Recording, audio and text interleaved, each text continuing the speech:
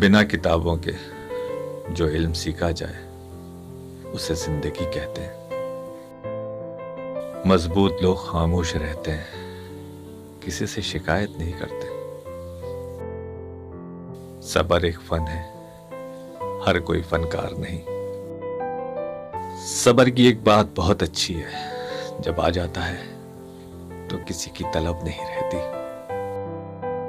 صبر کرنا اور قدر کرنا نصیب والوں کے حصے میں آتا ہے۔ جب زمین تمہیں تنگ لگنے لگے تو آسمان کی جانب دیکھنا، نم آنکھوں سے مسکرانا اور کہنا، اچھا تو ایسے راضی، میں بھی ایسے راضی۔ جو شخص صبر کی سواری پر سوار ہوتا ہے وہ کامیاب ہو جاتا ہے۔